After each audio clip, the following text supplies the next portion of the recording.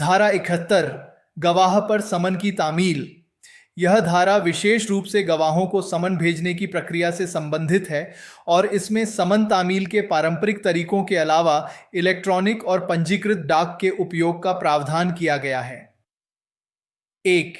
इस अध्याय की पिछली धाराओं में निहित किसी भी बात के होते हुए भी एक न्यायालय जो किसी गवाह को समन जारी कर रहा है, ऐसे समन के जारी होने के अतिरिक्त और साथ ही समन की एक प्रति को इलेक्ट्रॉनिक संचार इलेक्ट्रॉनिक कम्युनिकेशन द्वारा या पंजीकृत डाक रजिस्टर्ड पोस्ट द्वारा गवाह को उस स्थान पर संबोधित करके तामील करने का निर्देश दे सकता है जहां वह सामान्य रूप से रहता है या व्यवसाय करता है या व्यक्तिगत रूप से लाभ के लिए काम करता है।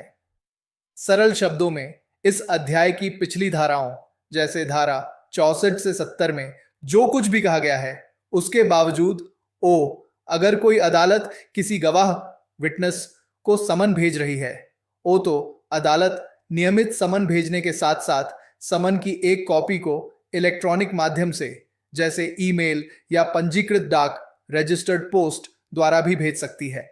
यह समन गवाह के उस पते पर भेजा जाएगा जहां वह आमतौर पर रहता है या अपना व्यवसाय करता है या नौकरी करता है।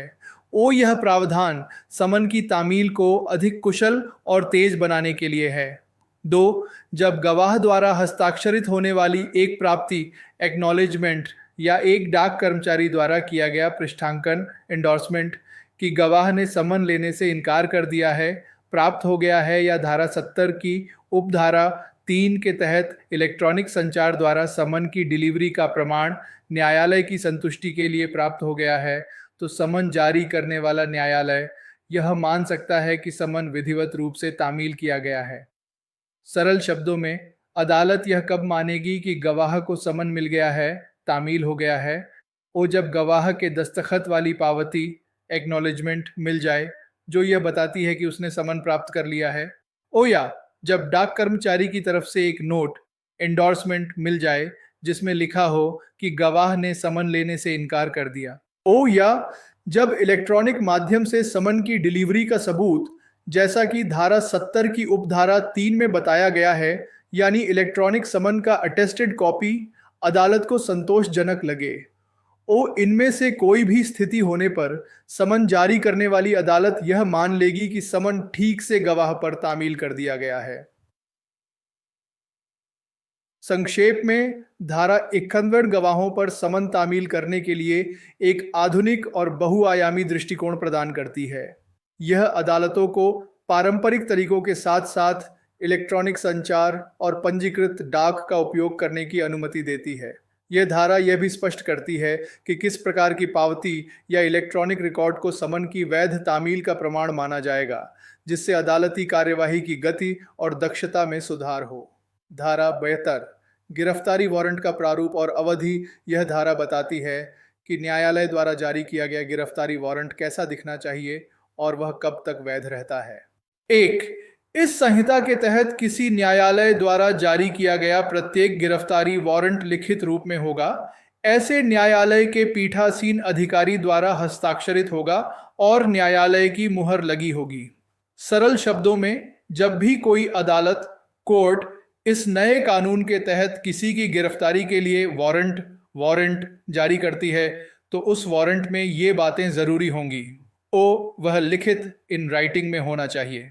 उस पर अदालत के पीठासीन अधिकारी जैसे जज या मजिस्ट्रेट के हस्ताक्षर साइंड होने चाहिए। उस पर अदालत की मुहर सील ऑफ द कोर्ट लगी होनी चाहिए। 2. ऐसा प्रत्येक वारंट तब तक लागू रहेगा जब तक उसे जारी करने वाले न्यायालय द्वारा रद्द नहीं कर दिया जाता या जब तक उसे निष्पादित एग्जीक्यूटेड नहीं कर दिया जाता।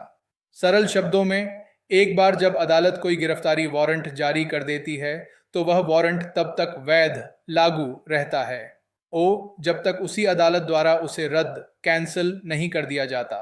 उदाहरण के लिए यदि आरोपी को अग्रिम जमानत मिल जाए या जब तक उसे निष्पादित नहीं कर दिया जाता यानी जब तक उस वारंट के तहत उस व्यक्ति को गिरफ्तार नहीं कर लिया जाता। इसका मतलब है कि एक बार जारी होने के बाद वारंट की कोई निश्चित समय सीमा नहीं होती। वह अनिश्चित काल तक वैध रहता है जब तक उपरोक्त में से कोई एक घटना न हो जाए। संक्षेप में, धारा 72 गिरफ्तारी वारंट के लिए अनिवार्य औपचारिकताओं, लिखित रूप, पीठासीन अधिकारी के हस्ताक्षर और अदालत की मुहर को निर्धारित करती है और यह स्पष्ट करती है कि एक बार जारी होने के बाद वारंट तब तक वैध रहता है जब तक उसे रद्द नहीं किया जाता या उसे अंजाम नहीं दिया जाता। यह सुनिश्चित करता है कि वारंट वैध कानूनी दस्तावेज हों और उनकी वैधता को लेकर कोई अस्पष्टता न हो। धारा 73, सुरक्षा लेने का निर्देश देने की शक्ति। यह धारा न्यायालय को यह शक्ति देती है कि वह गिरफ्तारी वारंट जारी करते समय ही यह निर्देश दे सके कि यदि गिरफ्तार व्यक्ति जमानत बॉन्ड प्रस्तुत करता है तो उसे तुरंत रिहा कर दिया जाए। कोई भी न्यायालय जो किसी व्यक्ति की गिरफ्तारी के लिए वारंट जारी कर रहा है, अपने विवेक, डिस्क्रिशन से वारंट पर पृष्ठांकन एंडोर्समेंट करके यह निर्देश दे सकता है कि यदि ऐसा व्यक्ति न्यायालय के समक्ष एक निर्दिष्ट समय पर और उसके बाद जब तक न्यायालय द्वारा अन्यथा निर्देश न दिया जाए, अपनी उपस्थिति के लिए पर्याप्त जमानतियों सफिशिएंट श्योरिटीज के साथ एक जमानत बॉन्ड निष्पादित करता है, तो जिस अधिकारी को वारंट निर्देशित है वह ऐसी सुरक्षा लेगा और ऐसे व्यक्ति को हिरासत से रिहा कर देगा। सरल शब्दों में, अगर कोई अदालत, कोर्ट किसी व्यक्ति की गिरफ्तारी के लिए वारंट जारी करती है तो अदालत अपनी मर्जी, विवेक से उस वारंट पर ही पीछे लिख सकती है, पृष्ठांकन कर सकती है कि यदि गिरफ्तार होने वाला व्यक्ति पर्याप्त जमानती, यानी ऐसे लोग जो उसकी जमानत लेने को तैयार हों और जिनकी वित्तीय स्थिति अच्छी हो, के साथ एक जमानत बॉन्ड, बेल बॉन्ड भरता है। और उस बॉन्ड में यह वादा करता है कि वह अदालत के सामने निर्दिष्ट समय पर पेश होगा और उसके बाद भी जब तक अदालत न कहे तब तक पेश होता रहेगा।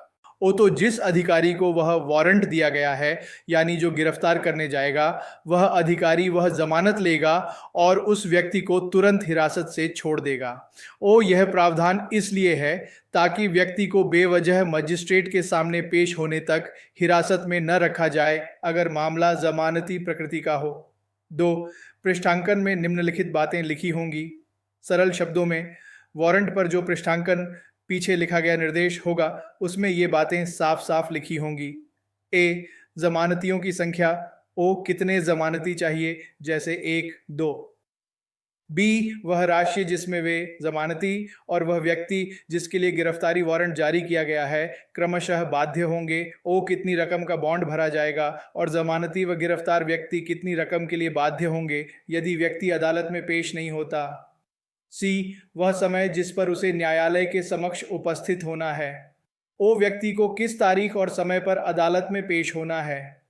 3, जब भी इस धारा के तहत सुरक्षा, जमानत बॉन्ड ली जाती है तो जिस अधिकारी को वारंट निर्देशित है वह बॉन्ड को न्यायालय को अग्रेषित करेगा। सरल शब्दों में, जब भी कोई अधिकारी इस धारा के तहत किसी की जमानत लेता है तो उसे वह जमानत बॉन्ड तुरंत अदालत को भेजना होगा। संक्षेप में, धारा 73 न्यायालयों को गिरफ्तारी वारंट जारी करते समय ही यह शक्ति देती है कि वे वारंट पर ही यह निर्देश दे दें कि यदि आरोपी पर्याप्त जमानती के साथ जमानत बॉन्ड भरता है तो उसे गिरफ्तार करने वाला अधिकारी सीधे रिहा कर दे। यह जमानत की शर्तों को भी स्पष्ट रूप से वारंट पर ही लिखने का प्रावधान करती है और गिरफ्तार करने वाले अधिकारी को जमानत बॉन्ड को अदालत को भेजने के लिए बाध्य करती है। यह अदालती प्रक्रिया को सुव्यवस्थित करती है और आरोपी की अनावश्यक हिरासत को कम करने में मदद करती है। धारा 74, वारंट किसे निर्देशित किए जाएंगे।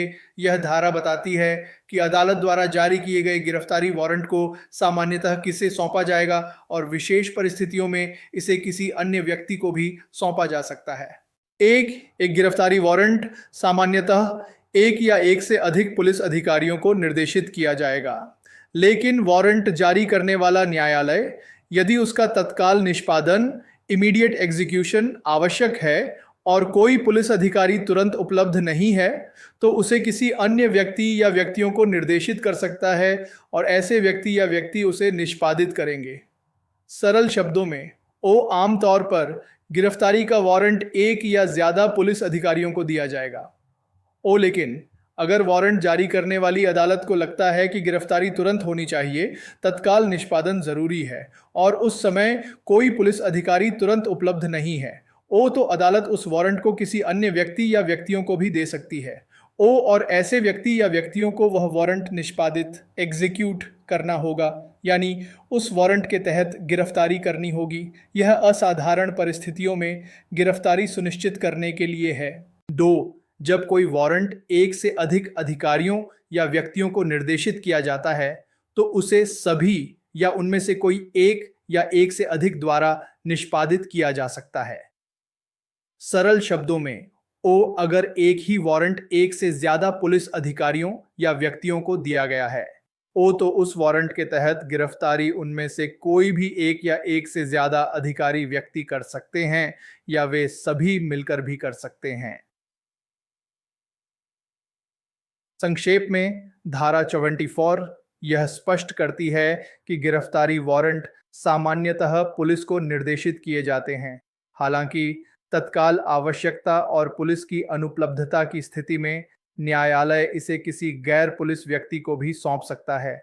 यह धारा यह भी बताती है कि यदि वारंट एक से अधिक व्यक्तियों को संबोधित है, तो उनमें से कोई भी उसे निष्पादित कर सकता है। यह गिरफ्तारी सुनिश्चित करने के लिए लचीलापन प्रदान करती है। धारा 75, वारंट किसी भी व्यक्ति को निर्देशित किया जा सकता है। यह धारा कुछ विशिष्ट और गंभीर मामलों में मुख्य न्यायिक मजिस्ट्रेट या प्रथम श्रेणी मजिस्ट्रेट को यह शक्ति देती है कि वे गिरफ्तारी वारंट को किसी भी आम व्यक्ति को भी निर्देशित कर सकें, न कि केवल पुलिस को। एक मुख्य न्यायिक मजिस्ट्रेट, चीफ जुडिशियल मैजिस्ट्रेट या प्रथम श्रेणी magistrate, magistrate of the first class, अपने स्थानीय अधिकार क्षेत्र लोकल जुरिस्डिक्शन के भीतर किसी भी व्यक्ति को निम्नलिखित की गिरफ्तारी के लिए वारंट निर्देशित कर सकता है: किसी भागे हुए दोषी, एस्केप्ड कन्विक्ट की, उद्घोषित अपराधी, प्रोक्लेम्ड ऑफेंडर की, या किसी ऐसे व्यक्ति की जिस पर गैर जमानती अपराध नॉन बेलेबल ऑफेंस का आरोप है और जो गिरफ्तारी से बच रहा है। सरल शब्दों में, मुख्य न्यायिक मजिस्ट्रेट या प्रथम श्रेणी मजिस्ट्रेट को यह खास शक्ति है कि वे अपने अधिकार क्षेत्र के अंदर किसी भी आम नागरिक को गिरफ्तारी वारंट दे सकते हैं।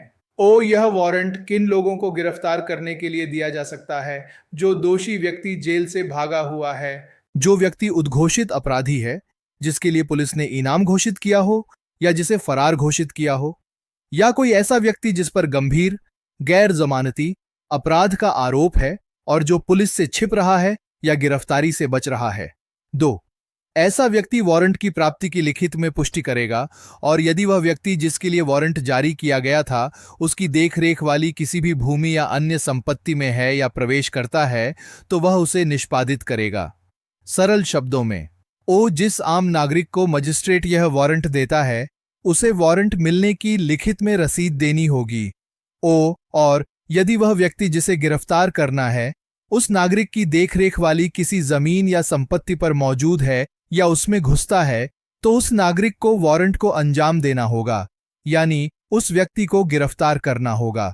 3, जब ऐसे वारंट के विरुद्ध व्यक्ति को गिरफ्तार कर लिया जाता है तो उसे वारंट के साथ निकटतम पुलिस अधिकारी को सौंप दिया जाएगा, जो उसे मामले में क्षेत्राधिकार वाले मजिस्ट्रेट के सामने ले जाने का प्रबंध करेगा, जब तक कि धारा 73 के तहत सुरक्षा नहीं ली जाती है।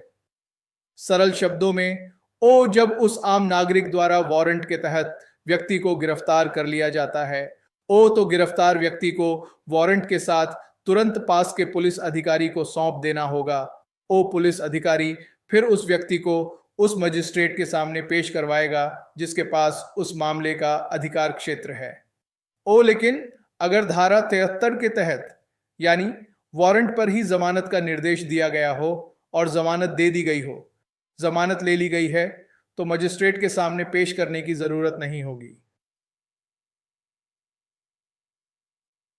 संक्षेप में, धारा 75 एक असाधारण प्रावधान है जो मुख्य न्यायिक मजिस्ट्रेट या प्रथम श्रेणी मजिस्ट्रेट को कुछ गंभीर और भगोड़े अपराधियों, भागे हुए दोषी, उद्घोषित अपराधी, गैर जमानती अपराध के आरोपी जो गिरफ्तारी से बच रहे हैं, कि गिरफ्तारी के लिए गिरफ्तारी वारंट किसी भी आम नागरिक को निर्देशित करने की शक्ति देती है। यह सुनिश्चित करता है कि ऐसे अपराधी आसानी से न बच सकें। हालांकि ऐसे नागरिक का कर्तव्य होता है कि वह गिरफ्तार व्यक्ति को तुरंत पुलिस को सौंप दे।